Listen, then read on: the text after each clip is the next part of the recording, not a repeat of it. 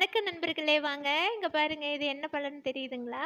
கோவப்பழம். கோவப்பழம்னா அப்படின்னா அப்படின்னு கேட்பீங்க. தெரியாதுவீங்க, எனக்கு தெரியும். நீங்க அப்படிதான் கேட்பீங்க. இது பேர் கோவப்பழம்னு ஏன் வந்ததுன்னு எனக்கு தெரியாதுங்க. ஆனால் இந்த கோவப்பழம் சாப்பிட்டா கோபமே வராதாமாங்க. எனக்கு எப்பவுமே கோவம் வராது. உங்களுக்கு கோவம் வரும் அப்படின்னா இந்த பழம் சாப்பிடுங்க. ஆம், இந்த பழம் சாப்பிட்டா கோபம் வராதான், அழகாவும் இருப்போமா, கலராகவும் இருப்போமாமாங்க. யாருக்கெல்லாம் ரெண்டில் எது முக்கியம்னாலும் இதை பொரிச்சு சாப்பிடுங்க. ரெண்டும் முக்கியம்னாலும் பொரிச்சு சாப்பிடுங்க. நான் பனங்காய் பொறுக்கி போட்ட கையோட வந்து காமிச்சிட்ருக்கேன். கை பூரா மண். காட்டில் வேலை செஞ்சால் சும்மா சும்மா கை கழுவ முடியாதுல்லங்க. அதெல்லாம் சேர்த்து சேரும் செதறியுமா தான் இருக்கணும். அப்போ தான் காட்டில் வேலை செஞ்ச மாதிரி இருக்கும். அப்படிங்கிறதுக்கு இல்லை, சும்மா சும்மா கை கழுவ முடியாதுங்கள, அதனால தான் அப்படியே இருக்கேன்.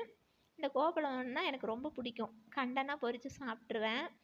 யாருக்கெல்லாம் இந்த பழம் பிடிக்கும்னு கமெண்ட்டில் சொல்லுங்கள். எங்கே பாருங்கள், 2 பழம் சாப்பிட்டு 3வது பழம் சாப்பிட போகிறேன். இந்த வீடியோ பிடிச்சிருந்தா லைக் பண்ணுங்கள், ஷேர் பண்ணுங்கள், மறக்காமல் சப்ஸ்கிரைப் பண்ணுங்கள். பாய்.